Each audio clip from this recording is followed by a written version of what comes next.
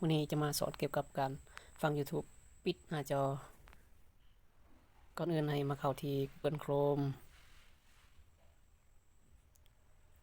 ตัวนี้ Google Chrome แล้วมาที่3จุดตัวนี้กดเข้าเลยแล้วมาที่ Setting เลื่อนขึ้นแล้วมาที่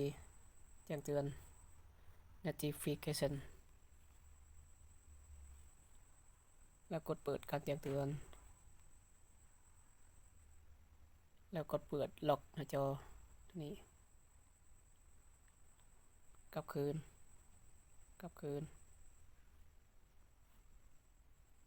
พิมพ์เสิร์ชหา www.youtube.com ตัวนี้หลังจากนั้นให้มา3จุดพี่แล้วกดติ๊กบอกตัวนี้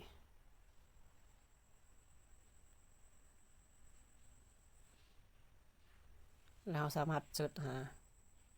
เพลงต่างๆได้ในบล็อกตัวนี้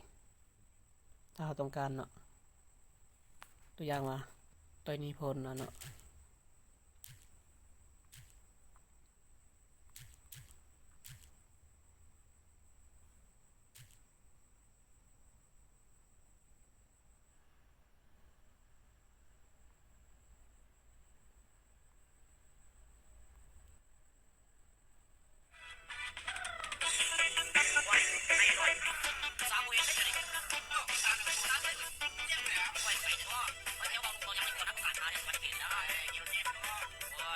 ฟังอะไรเนาะแล้วมากดตัวนี้กดปิดลงเนาะตัวนี้ลงมา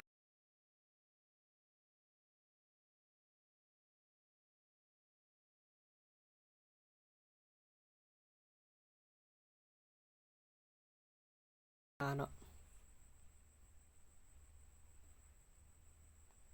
ก็จะเห็นเพลงตัวนี้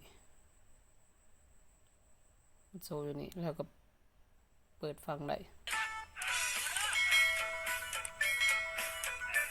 เนี่ยปิดไว้เนาะ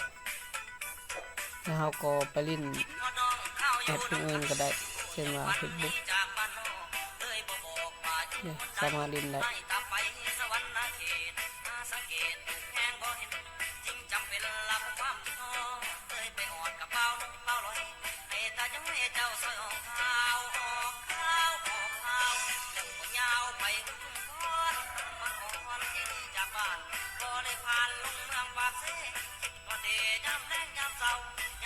จบ